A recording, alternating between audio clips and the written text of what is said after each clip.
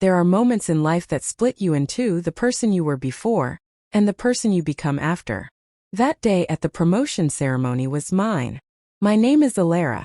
I was 26 years old, a junior officer who had spent 4 years pouring every piece of herself into her service. No shortcuts. No favors. Just silent, relentless sacrifice, while carrying a secret so heavy, I could barely breathe most mornings. But let me take you back to where it all started. My stepbrother Daniel was the golden boy of our family. Charming smile, easy laugh, the kind of man who walked into a room and made everyone feel like the sun had come out. My stepfather worshipped him.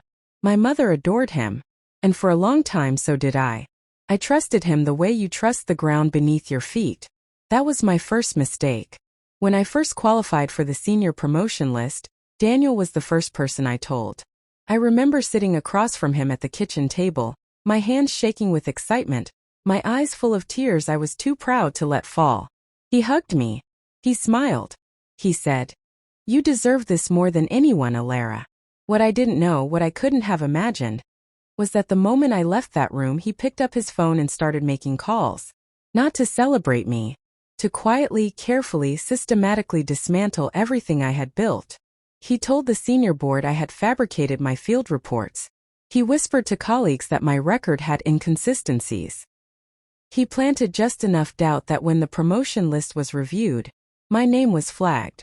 And through all of it, he sat across from me at family dinners, smiling that easy smile, asking how I was holding up. But here is what Daniel never knew. He never knew what I was carrying during those months. He never knew the appointments I was quietly attending alone. He never knew the nights I spent lying awake, not because of his betrayal, but because of something far more fragile and precious that I was fighting to protect. He never knew because I never told anyone. And on the morning of the promotion ceremony, the very event where my fate would be publicly decided, I walked through those doors alone, pale, exhausted, and still somehow standing. I had no idea that by the end of that day, the truth would not come from me. It would come from the one person in that room no one dared to silence. General Harmon. The weeks before that ceremony were the loneliest of my life. Once the rumors started spreading through the ranks, I could feel the shift. Colleagues who used to greet me warmly now offered tight, uncertain smiles. My commanding officer called me in for a quiet conversation, not accusatory but careful, measured, the kind of tone people use when they are not sure what to believe. I wanted to defend myself. I wanted to stand up and shout that every word on every report was true. But something stopped me. Because fighting the rumors meant explaining everything. And explaining everything meant exposing the secret I had protected for 7 months. I was pregnant. I had discovered it just weeks after submitting my promotion file. The timing was terrifying. I was unmarried, the relationship had ended painfully, and I knew that in certain circles that information would be used against me in ways that had nothing to do with my performance. So I stayed quiet. I kept working. I kept showing up. And Daniel kept talking. I only discovered the full extent of his betrayal through a colleague named Priya, one of the few people who still looked me in the eyes. She pulled me aside one evening, her voice low and urgent. "Elara, I need you to know, it was Daniel. He's the one who went to the board. He told them your field logs from the northern deployment were copied from another officer's records." I stood there in silence for a long moment. "Why?" I finally asked. "Why would he do that?" Priya hesitated. Then she said quietly, "Because his friend was next on the promotion list. And there was only one open position." Something inside me cracked open that night. Not loudly. Not dramatically. Just a slow, quiet fracture. The kind that happens when something you believed in completely turns out to have been hollow all along. I had protected Daniel in family arguments. I had defended his reputation to people who doubted him. I had loved him the way you love someone, who shares your home and your history and your name. And he had traded all of that for one favor. One position. One phone call. The grief I felt was not angry. It was something quieter and more devastating. The grief of realizing you were never really seen by someone you saw so clearly. I went home that night and sat in the dark for a long time. Then I made a decision. I was not going to fight Daniel. I was not going to confront him or expose him or beg anyone to believe me. I was going to walk into that ceremony with my head up, my record intact, and I was going to let the truth exist, even if no one saw it yet. What I did not plan for was General Harmon.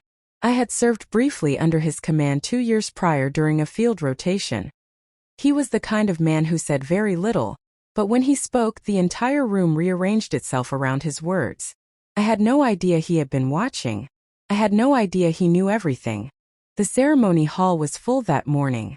Polished floors, pressed uniforms, the low hum of conversation that stops the moment authority walks in. General Harmon entered last.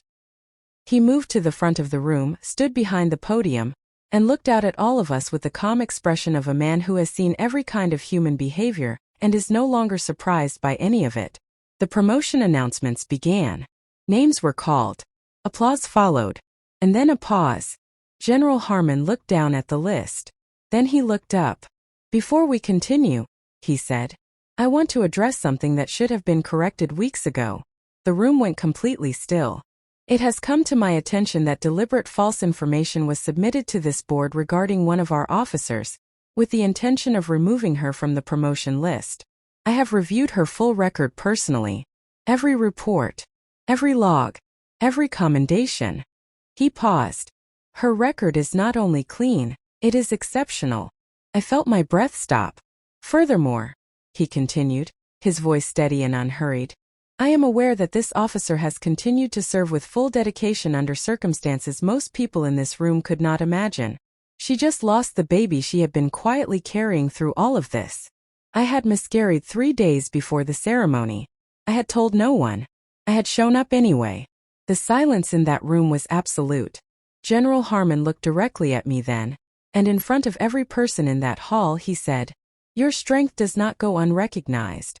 Not by me. Daniel was removed from his advisory role pending a formal review. The colleague whose promotion he had tried to secure was quietly reassigned, and my name was restored to the list, first position. But I want to be honest with you about something. The promotion mattered. The justice mattered. But neither of those things filled the quiet place inside me where grief was still sitting. What stayed with me most was not the exposure of Daniel's betrayal.